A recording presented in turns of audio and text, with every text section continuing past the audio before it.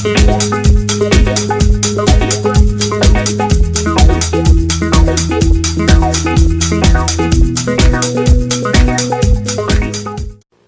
hey everyone, so today I have an unboxing of the Otterbox Defender Series case for the iPhone 4. Now I got this from Otterbox as a review unit, so they sent it to me and I'm just going to unbox it and then I'll give a full review on the product in a few days probably. So just gonna, that should be good.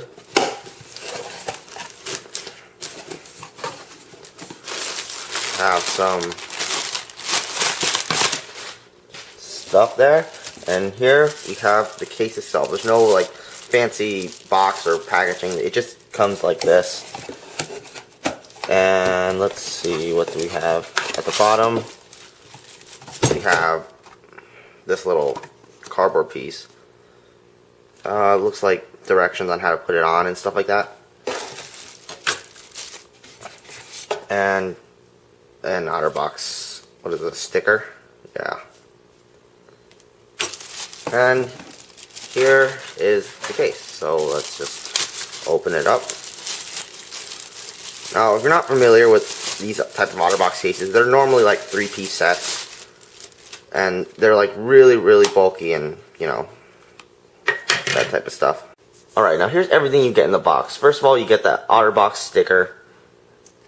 And you have the little cardboard thing with the picture of the case on it, the Defender series. And it actually comes with four pieces.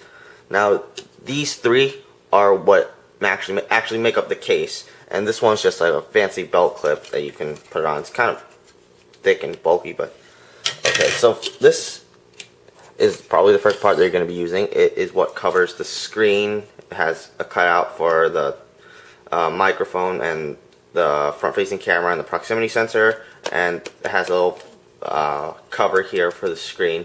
A lot of people don't like that. Normally, if you just put it onto the phone, it'll leave air bubbles, and yeah, that's really annoying. Now let's first, how to put it in. What do you take this? You used to take your iPhone here.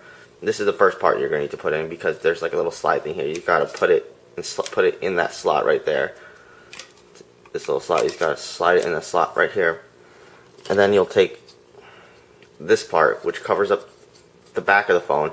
And I thought this was like just a hole, but it actually has film here, so the Apple itself is not actually exposed like I thought, but like I originally thought. But yeah, and here it's kind of like a felt kind of like material in here, so it won't scratch up the back of your phone. So you're just gonna take that, you're just gonna slide it in here. Take this little part right here and slide it in, and just everything else is just snap in place. Now this is like what you have now, and right now it really doesn't look that, you know, it doesn't look nice at all right now. But that is why they give you this silicone covering part, which is pretty much just to give it a little more shock resistance and make it look, you know, nice. Doesn't look like just a piece of crap. You just stretch it over this entire thing. Alright, so now I have the case completely on from both pieces of plastic and the silicone over it, and it wraps around everything pretty nice. The first thing I have to say about this is it really feels bulky. I mean, it's definitely not a thin smartphone anymore after you have this case on it. And here's, the buttons are covered, but they're actually really easy to press. I mean, I have another case right over here, and even though it's like thinner, it's a thin material, the buttons are impossible to press on this particular case, which is why I don't like this case. But this has so much bulk over it, yet you can still press the buttons really easily, which is awesome. The back here, there's the cutout for the camera and everything, and you have the Apple here, which is covered by a piece of film, so your Apple is actually protected. It's not exposed like I originally thought. It has a cutout for the proximity sensor, the speaker thing, and the front-facing camera, and all the buttons work. The screen is very responsive. I actually don't have any bubbles on it because I'm thinking because I have an anti-glare matte finish screen protector underneath it, and I think this material, the film of this case over the top of that, really doesn't make it have all those bubbles that everyone is, you know, upset about. And up here we have an opening for the mic right there, and when you need to use the headphones, it's there. They have the mic open all the time, probably because you don't want to have this flap open. You want to have this protected while you're talking on the phone. The mic is still there, so it'll work while you're just talking on the phone and not listening to the music.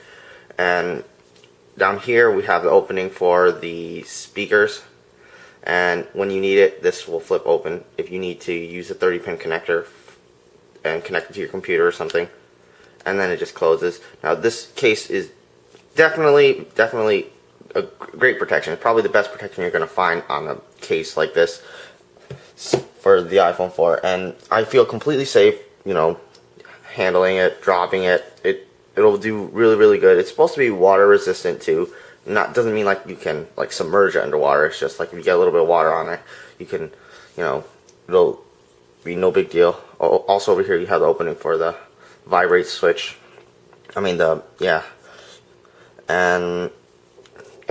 overall this is I have some really good first impressions of this case. I mean, it actually feels really nice considering it's so bulky and everything. And yeah, it's a nice case. I'll do a full review and maybe a like a drop test of the iPhone 4 with this case on it.